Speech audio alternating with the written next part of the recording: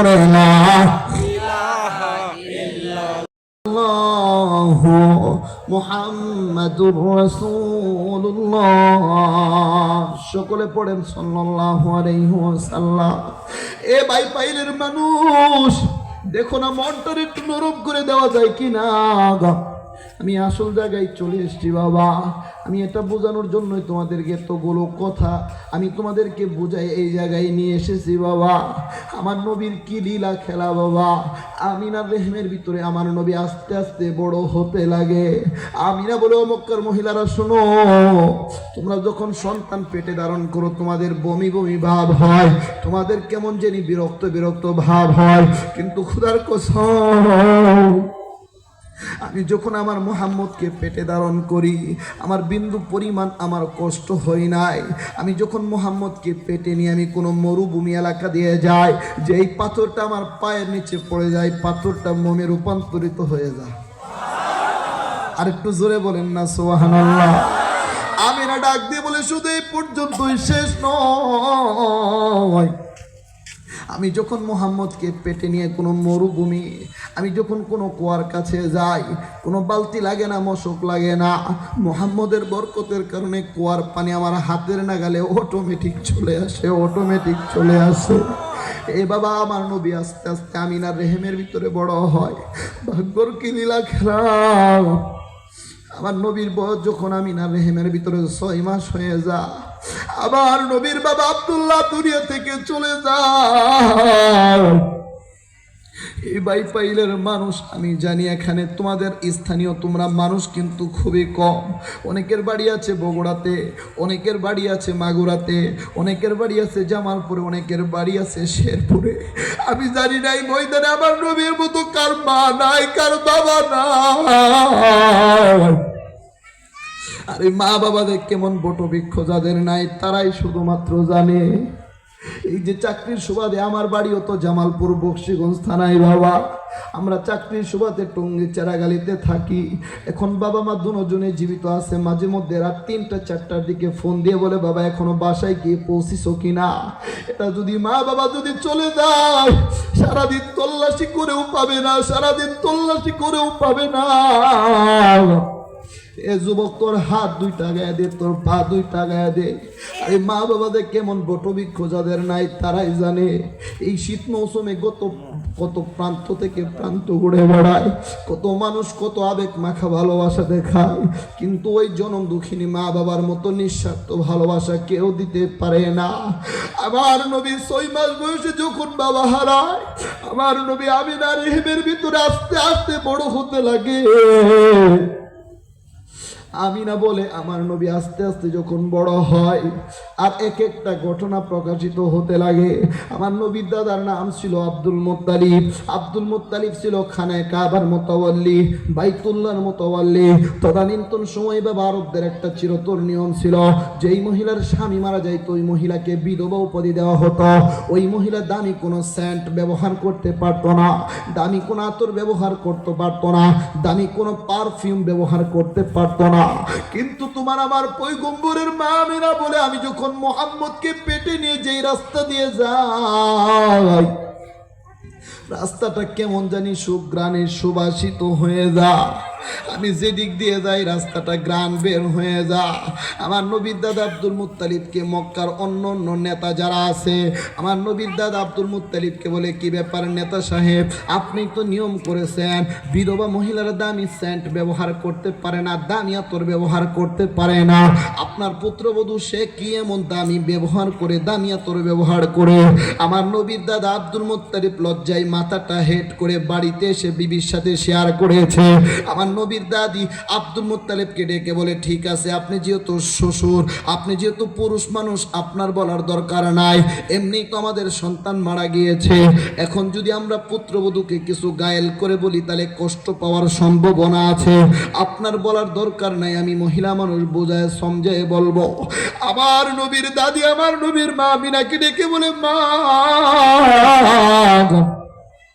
তোমার ব্যাপারে এগুলো কি, এগুলো শুনতে পাচ্ছি তুমি নাকি দামি আতর ব্যবহার করো, দামি সেন্ট ব্যবহার করো, দামি পাথর, দামি পারফিউম ব্যবহার করো।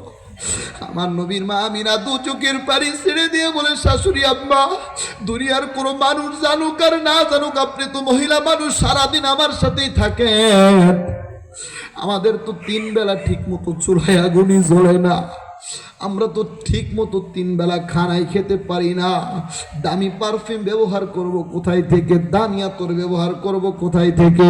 ওরে শাশুড়ি আম্মা, এই কথা বলে আমার নবীর মা আমিনা মুখ থেকে যখন একটু থুতু বের করে দেয়, আর ওই থুতু থেকে মেশকে আম্বরের চেয়েও বেশি গ্রাম বের হয়ে যায়। বলে সুবহানাল্লাহ, আল্লাহু আকবার বলো। আল্লাহু আকবার।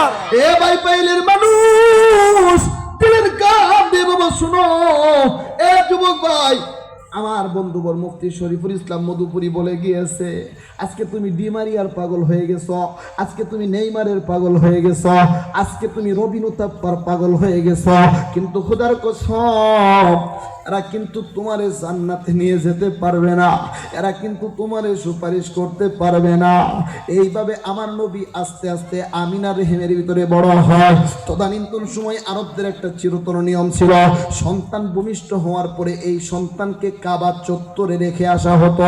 যেই সন্তানের বাপের টাকা পয়সা বেশি, বিভিন্ন দূর দূরান্ত থেকে মহিলারা এসে দুধ পান করানোর জন্য নিয়ে যেত। কিন্তু তোমার আমার পয়গম্বরের অভিভাবক থেকেও না থাকার মতো, অভিভাবক থেকেও না থাকার মতো মক্কার সব শিশুদেরকে বিভিন্ন দূর দূরান্ত থেকে মহিলারা এসে দুধ পান করানোর জন্য নিয়ে যায়, কিন্তু তোমার আমার পয়গম্বরকে কেউ নিতে চায় না।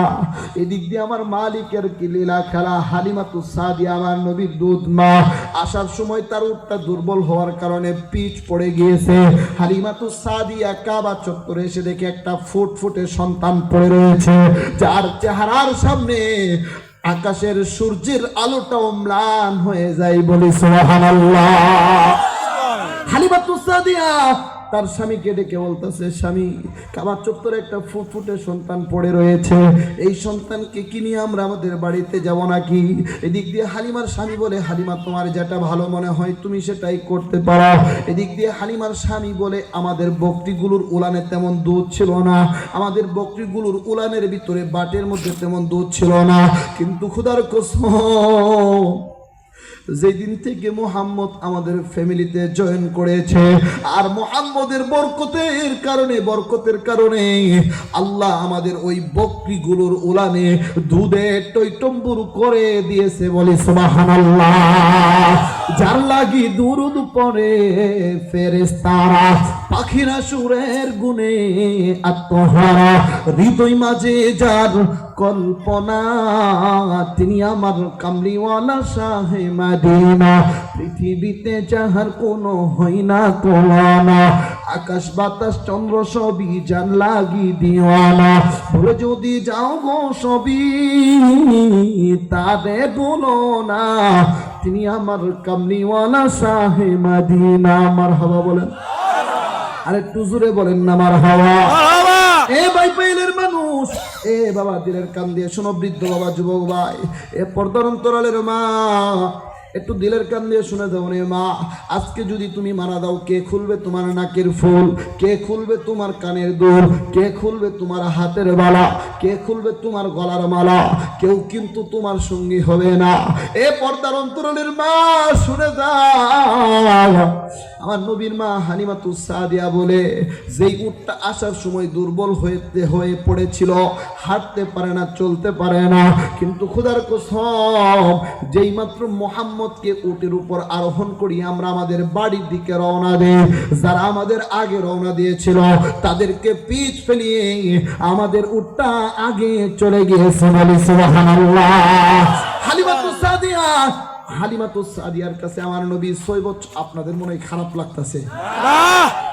আমি তো খারাপ লাগাটাই চাইতেছি, কারণ আপনাদের খারাপ লাগলে আমি তাড়াতাড়ি এখান থেকে টঙ্গি যেতে পারবো, এজন্য আমি চাইতেছি খারাপ লাগুক। কি বলেন? খারাপ লাগতেছে না? আপনাদের খারাপ লাগতেছে না? কার কার খারাপ লাগতেছে হাত তোলেন। আল্লাহ আমাদের সবাইকে কবুল করুক, বলেন আমিন। আরেকটু জোরে বলেন না আমিন। আমিন। এই আলোচনা চলবে না থাকবে? চলবে। সবাই বলেন না চলবে না থাকবে? চলবে। ভাই কালকে তো আবার ফজরের নামাজ আছে, আবার হ্যাঁ দেখেন আবার কালকে মাহফিল আছে, আবার ধরেন জুমার নামাজ, ঢাকা শহরের জুমার নামাজও তো ছোটখাটো একটা মাহফিল, ঠিক না? এই জন্য আজকের আলোচনা এই পর্যন্তই থাকুক। আবার যদি আল্লাহ কোনোদিন সময় সুযোগ করে দেয়, এখান থেকে আবার শুরু হইব।